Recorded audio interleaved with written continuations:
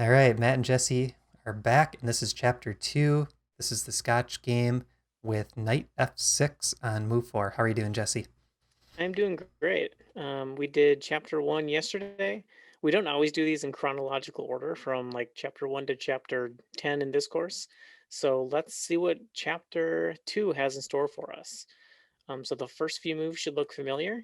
This is the same as last chapter.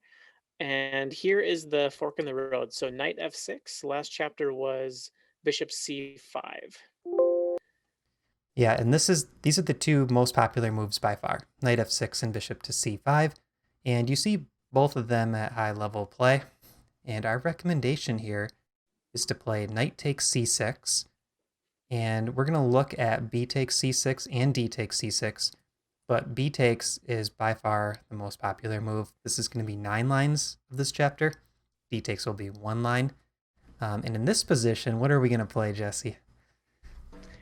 Here we're going to stick with a very similar move to the last chapter. So a little chess goes wrinkle again. Queen e2. It's kind of a weird looking move because it's blocking in our own bishop, but our opponents don't know that we're not castling kingside anyway. We can leave our bishop right there.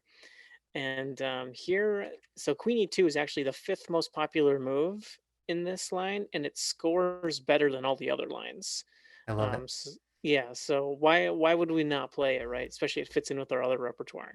So let's go queen e2, and we are at a massive, not even fork, a seventh in the road. We have seven different moves we're going to look at here. Let's Um, which prong do you want to start with? let's start with d6. This is trying to slow down our e5 push right away. And what we're going to do is we're going to continue with similar development that we had in chapter 1.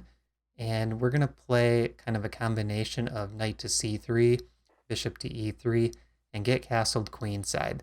So after d6, let's start out with knight to c3, bishop to e7. Pretty much everyone's going to play that, and then they're going to castle next. So now we go bishop to e3. And here's the interesting thing with this position already. We talk about chess goals, wrinkles, and playing lines that are a little bit less common at the club level.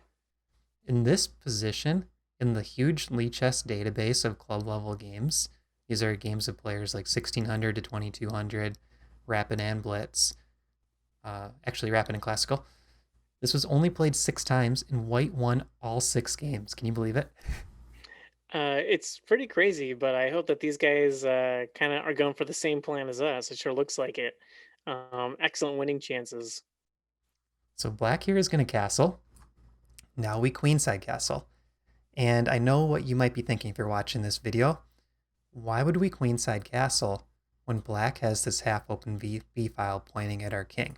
But the king is actually relatively safe here, and we have a really quick attack coming over here on the king side with our H and G pawns. And the black rook on B8 all by itself cannot cause enough problem where our king is sitting. So black needs to still coordinate at least one other piece to get over to the queen side to help out that rook. So queenside castle, we're pretty safe here, and we have a quick attack coming on the king side.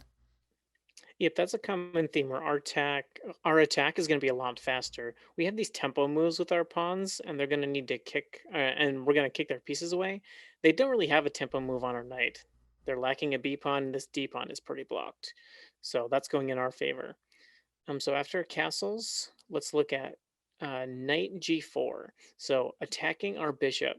And here we have a kind of a bit of a novelty, I guess. Bishop d4.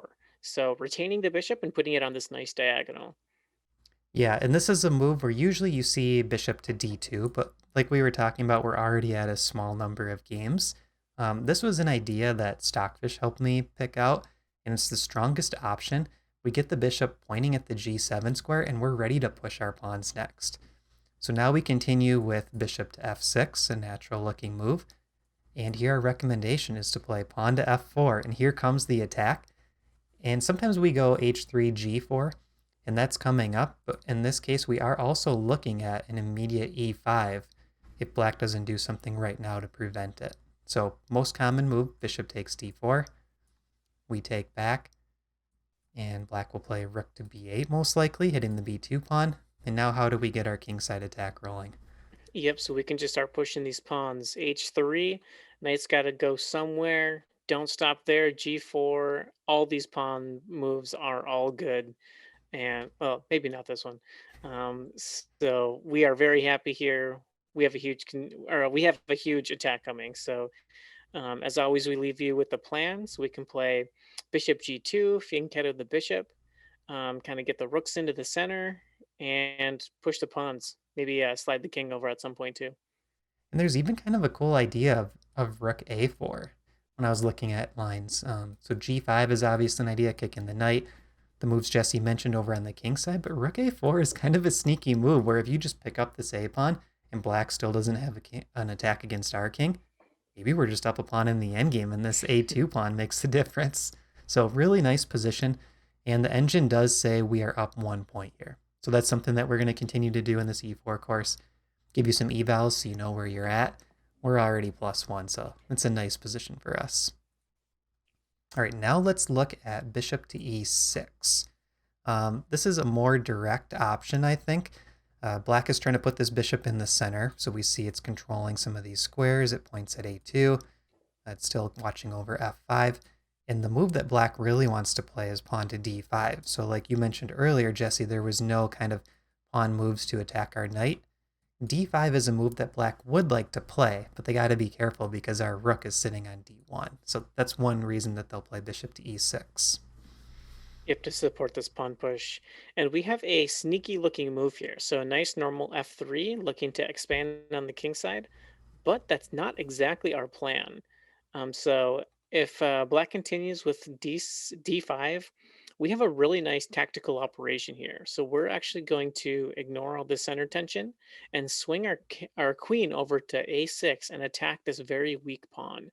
Notice that this pawn is pinned and it's got nowhere to push, so it's just kind of sitting here. And now it's just us who's attacking this weak pawn, and black's a little stuck. And that, So sorry, go on. I was going to say that's just something to keep in mind in this chapter is we've already noticed in both lines we got this queenside play. Like we might go for a pawn, hitting this damaged structure and try to play for the endgame.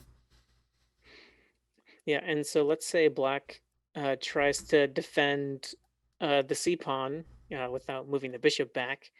Queen d7, you can see the question mark, but this is just a mistake because this pawn is still pinned, and we have another really nice maneuver. E5, kick the knight back, and boom, our knight is suddenly coming into c5, a beautiful square, and it can never get kicked. Yeah, and our plan is knight c5. If they take with the bishop, we take back with our bishop, which points at the rook on f8, which is potentially trapped. And yeah, the kingside pawns are still rolling up the board. What's the eval here, Jesse? I don't know, but I would guess +2. I'm checking right now. Okay. +3.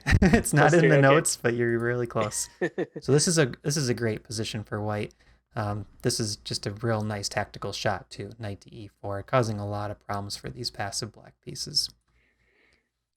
So now let's go all the way back to our move 6 branching point where we had, I believe it was 7 options, you said. So after queen e2, we looked at d6. Now let's look at the second most popular move, queen to e7. And this has a straightforward threat. Black wants to play queen takes e4 next. Yep. So we of course don't want to allow giving up a pawn for free. So let's defend the pawn. And we have another fork in the road here. We're either going to see a5 or d5. Shall we look at d5 first? Yeah, let's look at d5. All right, d5. And here we are just going to grab this pawn. So what's the idea behind d5 here? Just to undouble their own pawns? Yeah, I think so. Sometimes d4 can be played, kicking the knight, and then the e4 pawn becomes weak. So I think it's just kind of a nice aggressive way for black to break out of this position, because we've already seen some of these lines where we get the nice kingside attack going and black doesn't have a lot of counterplay. d5 is sort of a way to try to equalize the position. But in the master database, white is scoring 77% here. So it's already looking pretty good for white. And what's our saying with the queen trades in the chess goals courses? I always like to ask you. Yeah, so we don't go for queen trades just to get the queens off and hopefully not blunder, but we only go for queen trades when we have solid winning chances or if it's just like a really fun and rich middle game. So we're going to allow it here, and they're going to actually take us up on it. So they'll take, and we want to take with our bishop and get that piece developed and get ready to castle. And after Okay. this move, we are up essentially 2 moves in development, right? We already have the bishop out, and it's our move. Black only has the knight out on f6. There's definitely some soft spots for black. Pawn on c7, pawn on d5. The king is potentially exposed, and it's going to take black 2 moves to get castled. So let's go after that king right away. Knight to b5, threatening the fork on c7. I think this is the best move, and now black's got to figure out how do they deal with that threat. Yep, and they can play potentially king over, and we just kind of continue playing. But let's look to see what happens if they try to defend this with a piece. So bishop check, looking to drop back and defend the pawn. We can just play c3, of course. Bishop a5, defending that pawn. But we have a nice tempo move here to continue putting pressure on that pawn while developing. Bishop f4. And I love that black just has to keep reacting to our threats. And that tends to be what we do in a lot of our queen trade lines in our courses too. We go for queen trades in these positions where it's like we can just keep moving minor piece after minor piece and attacking their pawns, threatening forks, stopping castling. So that's exactly what we're doing here. And after c6, we can play knight to d4, again attacking the weak c pawn. And our plan is to castle kingside. We want to put our rooks in the center, so probably a rook on d1, a rook on e1, and then we can start to expand our queenside pawns. a4, b4, maybe we put our bishops on e3 and f3. That's a lot of arrows, but essentially everything is pointing this way over to the queen side with the pawns rolling up the board. So instead of our kingside attack, we're going for queenside endgame play. And I think, the combination of these bishops on nice diagonals, those pawns rolling up the board, we should have a pretty comfortable advantage. And Stockfish is saying right around 0.8, maybe 0.9. Yep. So even with the queens off, it seems like we have a big initiative here. Like matches highlighted all. More developed, ready to win a pawn, maybe.